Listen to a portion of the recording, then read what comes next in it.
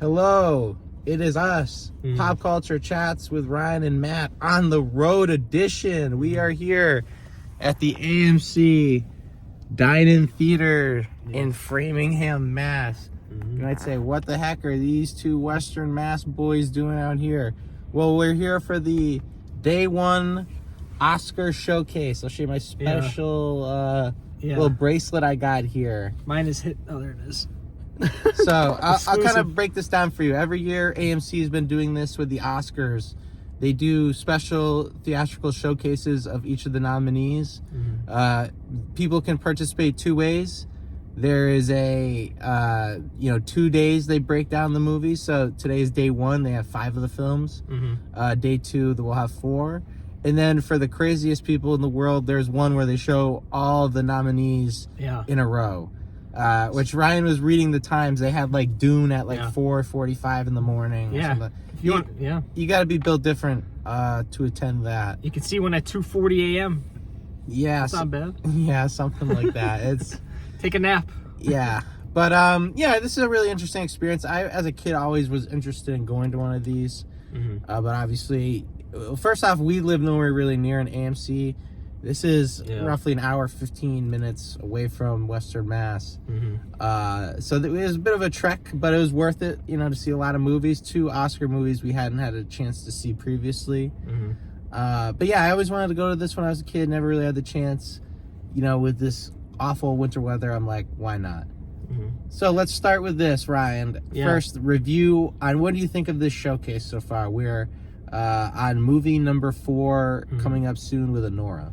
Yeah, I'm a fan. I like where AMC placed all the movies. I think that something like Anora, it's better for kind of the prime time 8 o'clock slot. Something like Conclave is better during the day. So I think AMC did a good job of placing the movies where they think they would best fit. And and there's a nice little break in between where we're able to kind of come out, chill a little bit, kind of recalibrate. So I'm a fan. I like this. I like this so far. Yeah, like you said, the movies were actually pretty thoughtfully placed together, which is hard to do for, 9 movies. These are, in a lot of cases, different genres, different sensibilities. But I'm Still Here was one of the movies we hadn't seen previously. This was an international film that got nominated, which is always nice to see.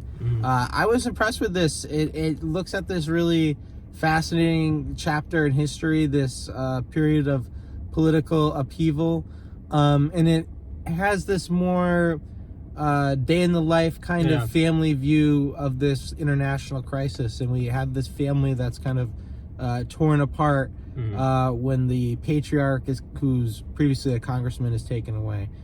So it's very meditative, very slow. I really like the pace of the movie. Like it's very gentle. But I think it touches its points without ever being too obvious. And I really like the direction. There's some beautifully bright, moments of summertime bliss at the beginning, and then it kind of slowly unravels into something else, something a lot more sinister as we go along. And the performances were really exceptional across the board. Like I said, I didn't mind the pace. I do think the movie was maybe a little withdrawn and could have been tightened here and there.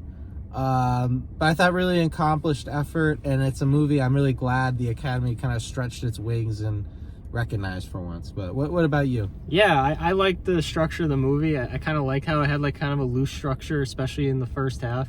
I think this is like, something that could have been really like overwhelming. I think was, done pretty well, because you always follow kind of the glow of this family and the warmth of this family, and it kept things a little more optimistic, despite the difficult subject matter. So I'm a fan. Like you said, there's a good juxtaposition there. It's this family and upheaval, but at the same time, you really see them kind of come together, and especially the matriarch figure, who really develops this second life of sorts that becomes this really beautiful thing. So yeah, a really good movie. I'd give it a solid B. And I'm really happy it was nominated. Actually a good pick for once, Academy. Yeah.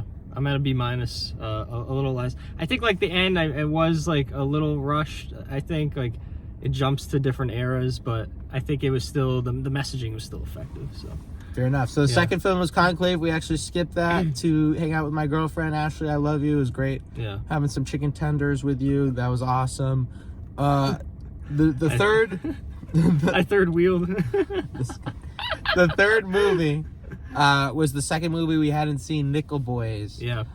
This is based on a novel, and it has a really interesting kind of POV filmmaking style and filmmaking approach. And it follows this story of this reform camp in the 60s during kind of the segregation era, where these two boys become friends, and they're kind of, you know, trying to untangle the web of all the discrimination that they're kind of dealt with. But Ryan, what were your thoughts on this film? I liked it. I liked the approach. I liked how Ramel Ross, the director, never abandoned it. Like some directors, they have this idea, and sometimes they kind of go in and out. But he kept it consistent throughout, and there was just a real intimacy with that, and you kind of you felt like you were up close and personal with the relationship with these two boys, and it's really touching.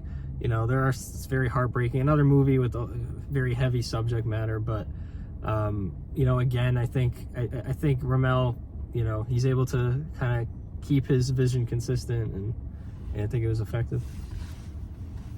Very much so. I thought visually it was very bold. It was visceral, but in a way that was very thought-provoking. And I'll be honest, I was a little nervous to see this movie just because of the POV aspect. I didn't want to get motion sick. I'm not going to lie, this is a funny story. The movie Waves, Trey Edward Schultz, that movie made me violently vomit.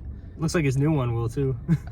Because of how dizzying the camera work was. So I was a little nervous, but this is really, not only is it very graceful, the filmmaking, but it's extremely poignant. And man, this movie has a gut punch of an ending. Holy crap. Yeah.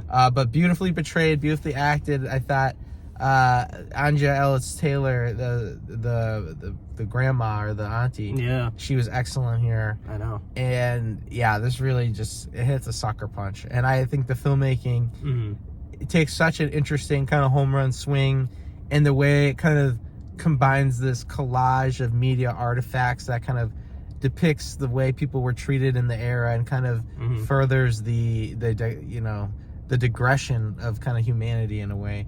So I thought there's just a lot of great little choices here and there, and I thought this was really just a fantastic film all around. So I'm gonna give it a great B+. Yeah, I'm at a B+ as well. Yes. So my final thoughts on this before we go back in for our third movie for us, but fourth movie of the day. So it's been really fun. I think AMC does a good job. Obviously, having the Nicole Kidman thing at the beginning was really funny, as always. It's kind of interesting the kind of audience this attracts. I feel like there's been some characters, and I will say it seems to be like a smell developing in some of the rows. It's like, all right, it's an interesting lot of characters here, but you kind of have to be a little deranged to go spend a whole day watching Oscar movies. But I guess that's what we are. Yeah. But yes, thanks for tuning in for this YouTube exclusive Pop Culture Chats with Ryan and Matt. Listen to the pod for more. Peace.